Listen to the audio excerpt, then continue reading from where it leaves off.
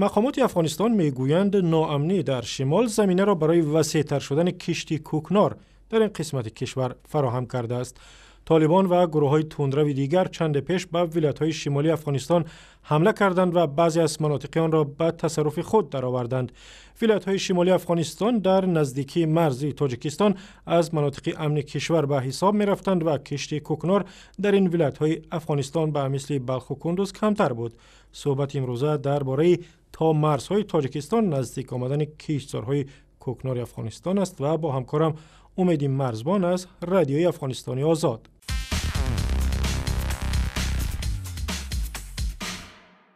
امید، مقامات افغانستان درباره تأثیر ناامنی به کشتی کوکنار در شمال افغانستان چی میگویند؟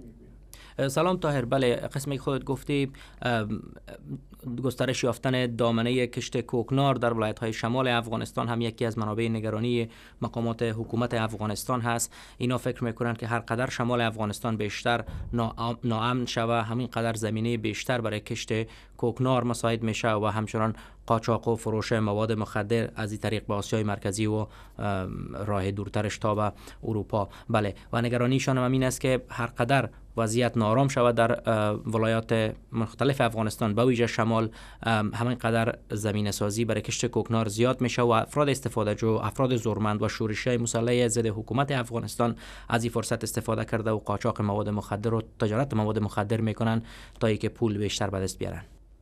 وزارت امور داخلی افغانستان جهت محو کشتزارهای کوکنار چه اقداماتی را انجام داده است؟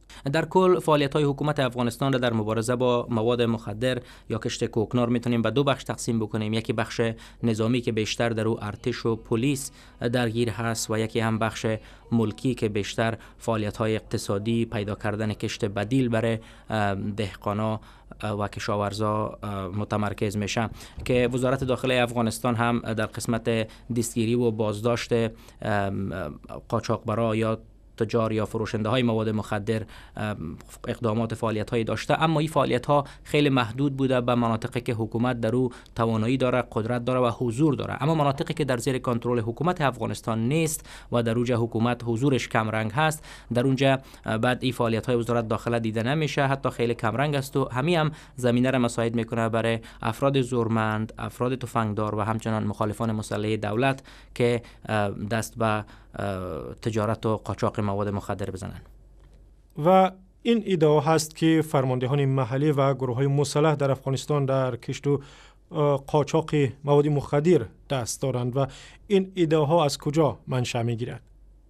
بله، ایده‌ها خیلی زیاد هست، از گذشته هم گفته می شده و دلیلی که بالای ایده‌ها هم تاکید میشه این هست که مناطق افغانستان که بیشتر ناامن بودن در اونجا کشت کوکنار معمولا بلند بوده، مثلا ولایت‌های جنوبی افغانستان، هلمند و قندهار که از زمان فروپاشی رژیم طالبان به بعد نسبت به دیگر مناطق افغانستان نارام بوده، در اونجا دیده شده که کشت کوکنار زیاد است. اما در شمال افغانستان که نسبتا آرام بوده، دیده شده که وضعیت کشت کوکنار خیلی متفاوت تر هست. به این معنا که هر قدر مناطق در کنترل حکومت باشه، در اونجا دیده شده که کشت کوکنار کم است و در هر جایی که شورش‌های مسلح، افراد تفنگدار و زورمند فعال بودن و حکومت فعال نبوده، کشت کوکنار در اونجا بیشتر شده. به همین دلیل هم از ولایت شمالی افغانستان مقام‌های افغان نگران هستند که هر قدر دامنه ناامنی‌ها به این ولایات گسترش پیدا بکنه، همه قدر دامنه کشت کوکنار هم وسعت پیدا خواهد کرد، مخصوصا ولایت کندوز، بدخشان و فاریاب که در این اواخر شاهد ناآرامی‌های زیاد بوده. تشکر. همکارم امید مرزبان از رادیوی افغانستانی آزاد با ما صحبت می‌کرد.